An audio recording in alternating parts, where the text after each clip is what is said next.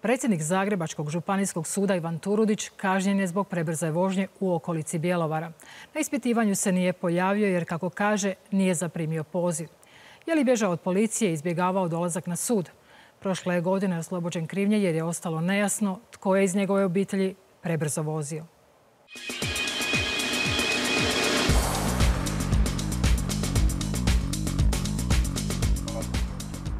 Ja sam se vozio bjelovarskom obilaznicom iz Virovitice prema Zagrebu. Bio sam sa suprugom u autu.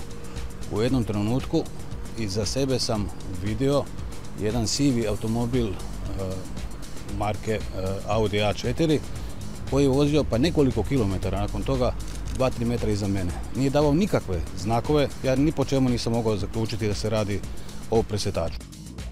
Čuo sam, pročitao sam u medijima da je policajac rekao da sam ja bježao, da bih htio zaustaviti pa sam pobjegao. Nakon što se jasno vidjelo da je u pitanju presretač, da vi ni unatoč tome niste stali, nego da su vas na sljedećem mjestu uhvatili. Na vozilu presretača.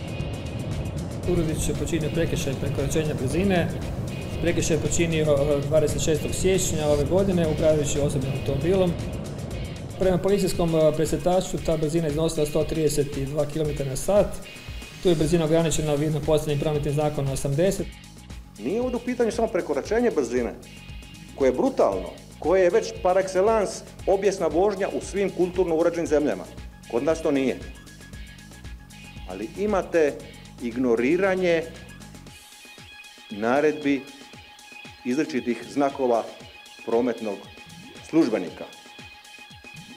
To je ono slikovito rečeno bježanje policiji.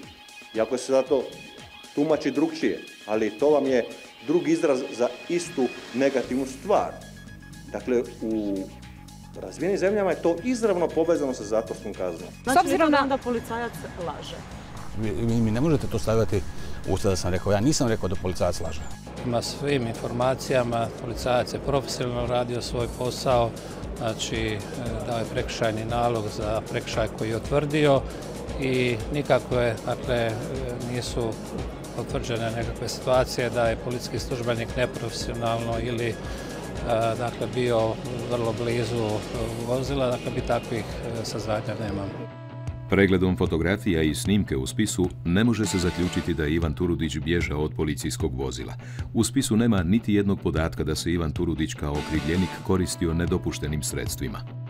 Ovdje je riječ o visoko pozicioniranoj javnoj osobi, k tome još iz pravosuđa, što problem čini još gorim. Javni je interes da se ova snimka objavi.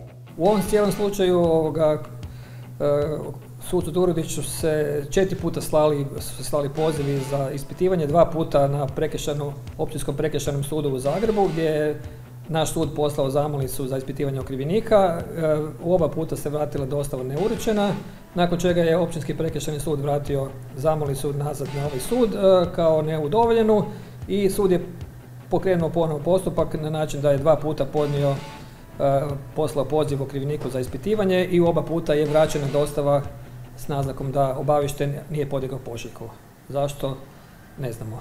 Nikad se nisam odazvao, nisam niti znao da je ročište, to sam danas provjerio sve. 24.6. je bila jedna rasprava u Bjelovaru, 19.8. je bila druga rasprava u Bjelovaru. 24. sam bio na godišnjem odmoru, 19.8. sam prvi dan došao s godišnjeg odmora raditi.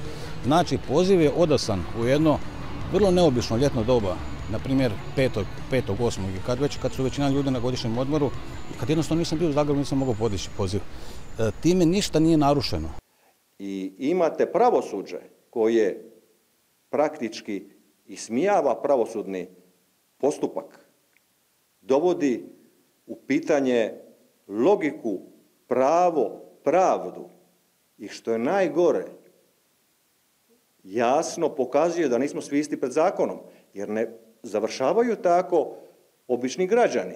Ne mogu obični građani tek tako 4 puta ignorirati slanje, jer po obične građane dolazi policija, ali kad imamo povlaštenu kastu političara, tajkuna, celebritija, onda vam je postupak drugi. Što je onda sa ovim slučajem iz listopada prošle godine? Jeste doznalo tko je vozio vaš automobil? Dopustite mi da završim što sam prethodno počeo. I to, sad sam odgovarao na pitanje druge novinarke, a vi mi postavljate pitanje. Što se tiče ove presude, jesam li znao tko je vozio? Znate li vi što ste jučer jeli? Ako znate što ste jučer jeli, ne znate što ste prekjučer jeli. Ja sam, dakle, bio vikend u Virovitici, kao što sam gotovo svaki vikend u Virovitici, i ja i supruga smo iz Virovitice. To je bilo subota 11 ili 12 sati. Auto stoji pred kućom. U kući smo sa vozačkom dozvolom, moj sin, supruga, tast i ja. Svatko uzme auto kad mu treba da ode u trgovinu, da ne znam što. 3 mjeseca nakon toga dolazi upit policije. Tko je vozio automobil? Ja sam rekao ne znam. U Kanadi je odgovornost prebačena na vlasnika vozila. I ovdje je trebalo to odmah oduzeti onome ko je vlasnik ili onome ko je zadužen za vozilo, ako je vozilo iz leasinga, pa onda neka izvjesni gospodin tuži ostale ili vidi ko je. Ovaj slučaj da vlasnik vozila koji je uhvaćen u prekršaju kaže da ne zna ko je vozio, otvara Pandorinu kutiju da će to sada svatko početi koristiti i zloupotrebljavati će sustav. Očekivao bih od ljudi iz pravosudnog sustava da rade radnje kako bi sustav radio bolje, ne da ga sabotiraju.